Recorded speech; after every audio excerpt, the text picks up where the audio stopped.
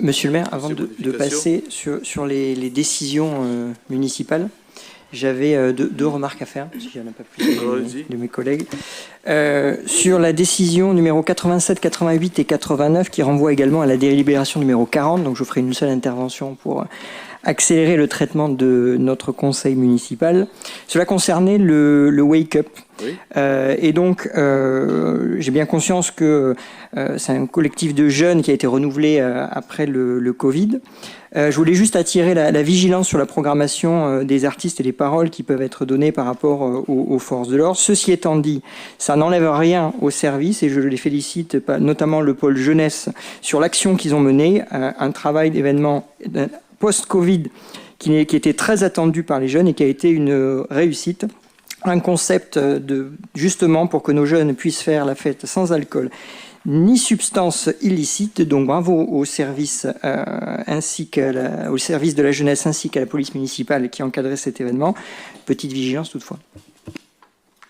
Bon, merci pour eux. Ils nous écoutent, hein, je n'en doute pas. Merci, Caroline. Du coup, je vais vous embêter encore. Hein. Je fais un autre... si vous pensez être important, arrêtez-vous. Je vous écoute. Un point qui concernait la décision numéro 96 qui concernait la modification tarifaire des bracelets. Je voulais juste avoir quelques éléments d'explication, puisque on est passé d'une tarification qui passe à 5 € pour les 15-18 ans, qui s'aligne sur celle qui est de 5 € également pour les 12-15 ans. Parallèlement, on a un pass culture de 4,50 € et dans le même temps, on a une médiathèque qui est gratuite. On a un exposé sur l'éducation qui a été fait dans le MAG sur les pages 9, 10, 11 et 12 pour exposer la politique de la commune en termes d'éducation.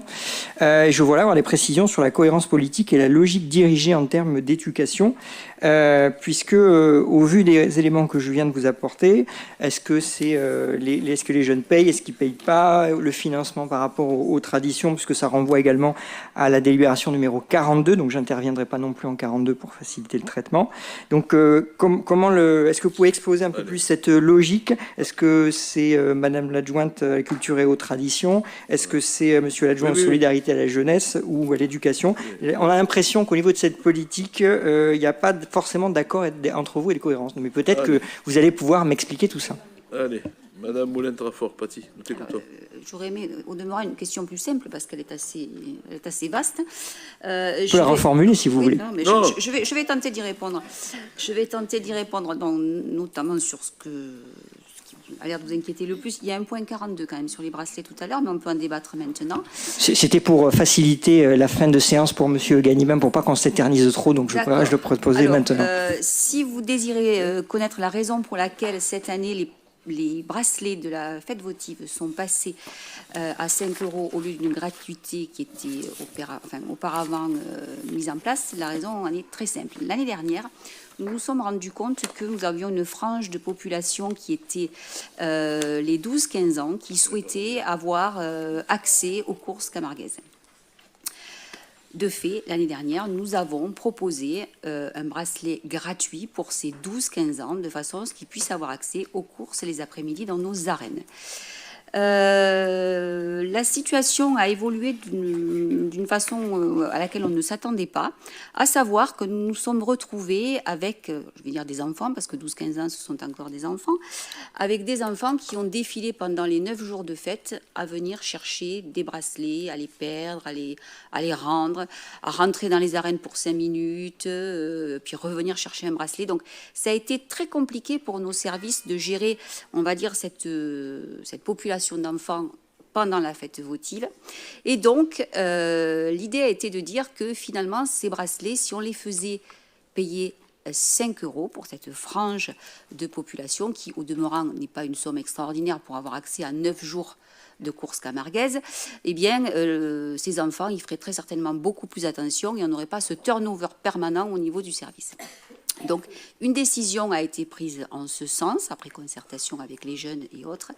Et ensuite, eh bien, on s'est rendu compte que finalement, si on faisait payer les 12-15 ans 5 €, eh bien, on avait une gratuité pour les 15-18 ans, ce qui n'avait plus de raison d'être. Donc on a harmonisé tout ça et on a décidé effectivement de faire payer ces bracelets 5 € de 12 à 18 ans. Avec, bien sûr, des explications pédagogiques au niveau des jeunes, en leur disant qu'effectivement, cette recette qui était produite par ces bracelets allait bien évidemment vers les clubs taurins et était là pour le maintien et le soutien des traditions. Et donc, les jeunes, de façon unanime, ont approuvé cette décision de pouvoir bénéficier de toutes les courses camarguaises pendant la fête votive à hauteur de 5 €. Je précise que seules les courses camarguaises pour les 12-15 ans ont été ouvertes sur ce dispositif, puisque nous ne voulions pas que ces enfants puissent, par le biais de ce bracelet, avoir accès le soir au taureau-piscine et se retrouver dans une enceinte que sont les arènes, sur une situation qui est une situation de taureau-piscine qui est bien plus dangereuse qu'une course camarguaise, puisque là, effectivement, ils ont accès à la piste et que là, ils devaient être accompagnés. Donc, le bracelet n'était valable que pour les courses camarguaises et a été mis en place pour, justement, venir en aide aux clubs taurins qui, vous le savez, Monsieur Chazot, après la période Covid, ont été durement touchés par cette pandémie. Voilà. Je vous remercie pour ces explications très détaillées et très complètes. Évidemment, il n'est pas question ici de remettre en cause l'aide qui est apportée au club taurin. Et déjà, je peux vous dire que sa délibération 42, j'y voterai favorablement. Ce qui m'interpelle, et c'est la conséquence et la logique, c'est qu'on se retrouve au final sur un budget de 6 000 € qui va être reversé au club taurin, qui finalement a été payé par les jeunes.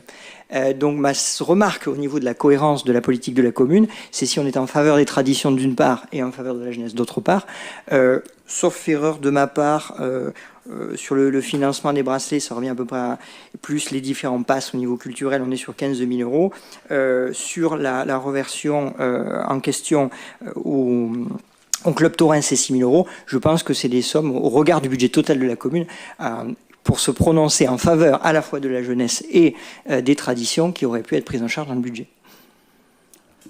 Alors, la différence entre le pass culture et puis ce qui vous chagrine ici au niveau des clubs taurins, là, c'est une reversion qui va à des associations. On est aussi dans le soutien des associations. Quand on fait un pass culture, effectivement, il est gratuit. Il est gratuit parce que les manifestations qui sont produites et auxquelles on a accès avec ce pass culture sont des manifestations municipales. On n'est pas tout à fait sur la même logique, déjà. Pour commencer. Voilà. Merci.